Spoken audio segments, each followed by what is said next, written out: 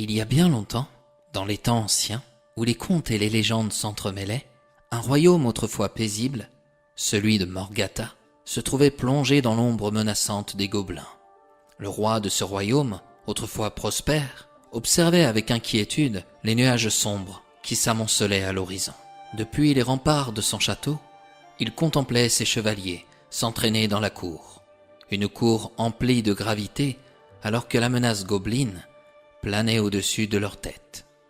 Un jour, alors qu'il scrutait l'horizon avec une anxiété palpable, le roi murmura à voix basse : « Ô Saint-Père de Britannia, si seulement ma femme pouvait me donner un fils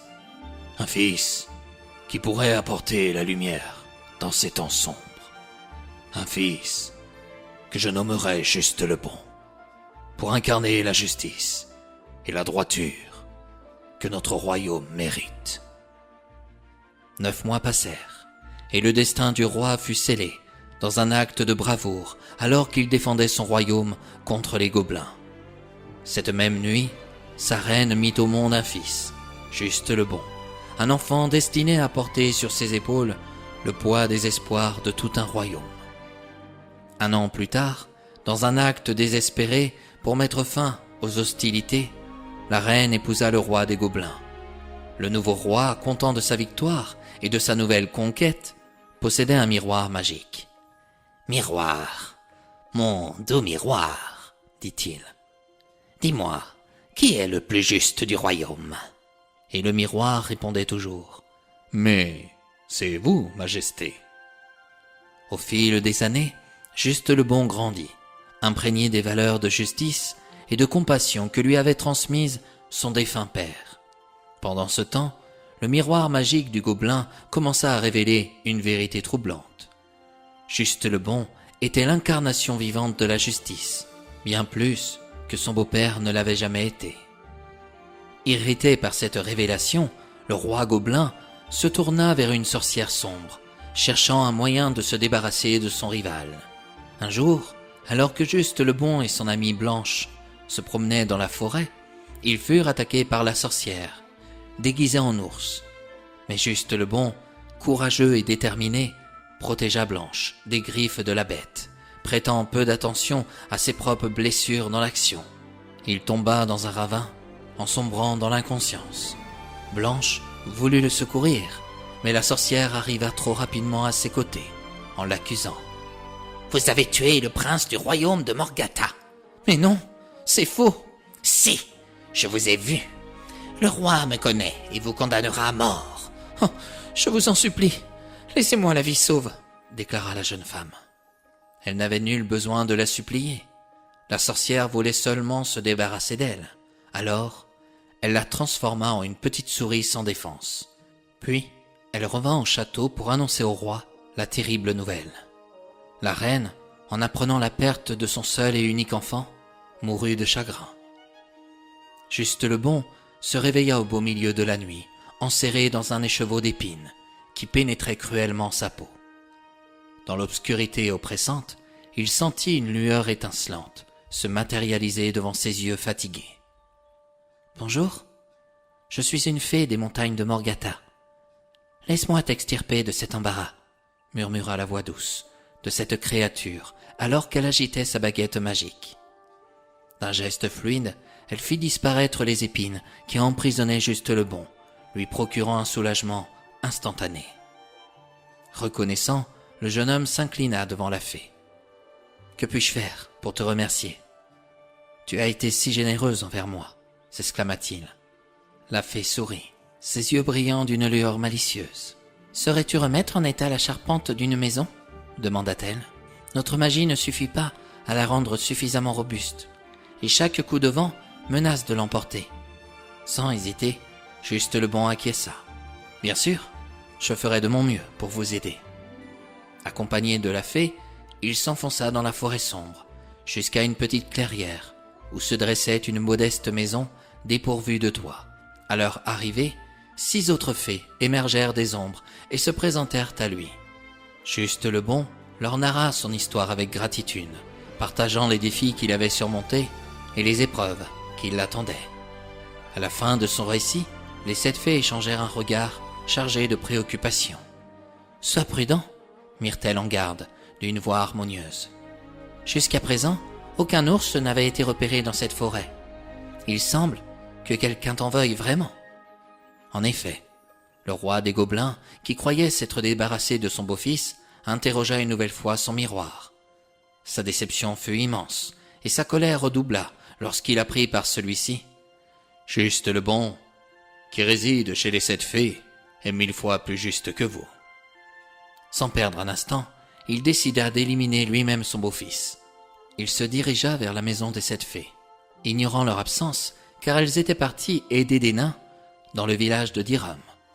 Pendant ce temps, Juste le bon s'affairait sur le toit de la maison, réparant la charpente avec diligence, ignorant les ténèbres qui s'approchaient furtivement. Sous le déguisement d'un humble bûcheron, avec des mots doux et des promesses trompeuses, il tendit au jeune prince une bouteille de jus de pomme empoisonné, dissimulant habilement sa véritable intention derrière un masque de bienveillance. « Prends, jeune homme, dit-il d'une voix mielleuse, ce jus de pomme te redonnera des forces pour terminer cette charpente. » Méfiant, Juste le bon lui demanda de partir. Le bûcheron rétorqua. « N'aie pas peur, voyons. Je souhaite juste un peu de compagnie.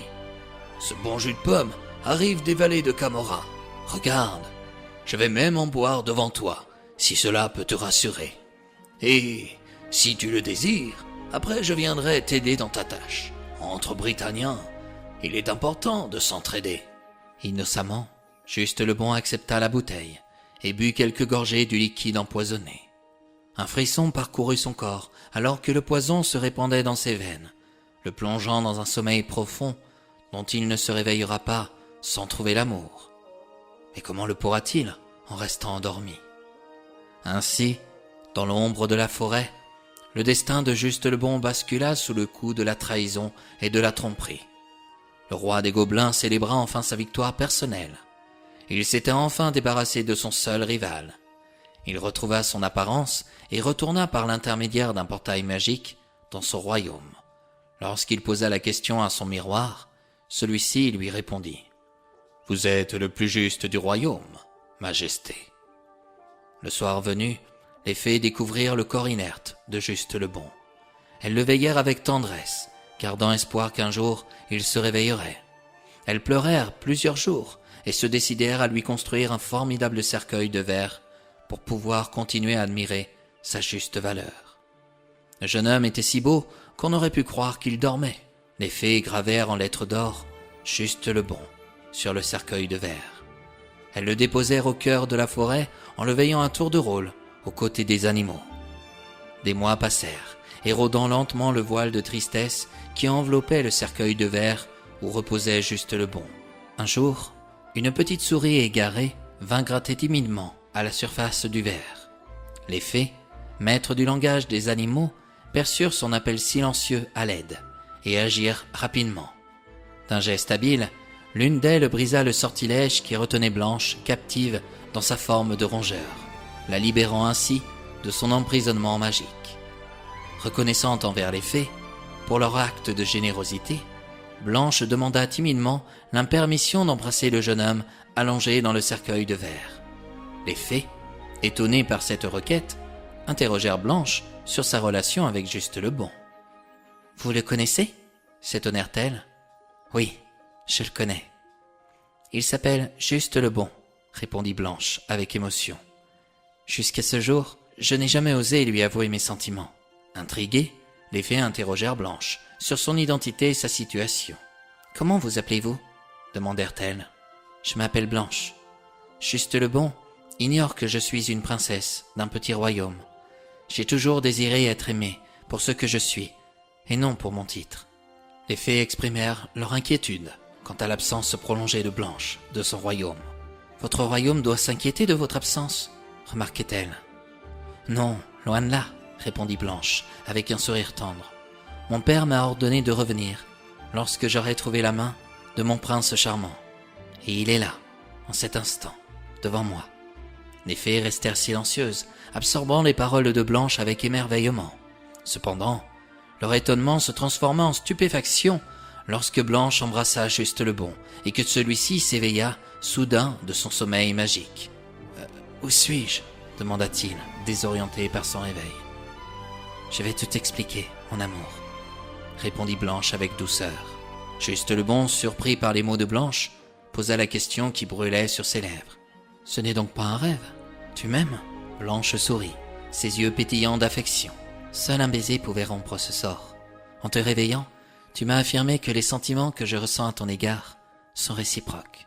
Et c'est ainsi, mes chers amis, que Juste le Bon et Blanche, unis par un amour aussi puissant que magique, s'unirent dans le mariage.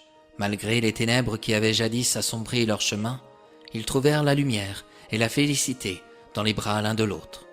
Et tandis que le roi des Gobelins fuyait devant la justice du nouveau prince de Morgata, les décennies suivantes furent bercées par la quiétude et la joie, même si dans l'ombre, un gobelin malveillant guettait l'opportunité de se venger.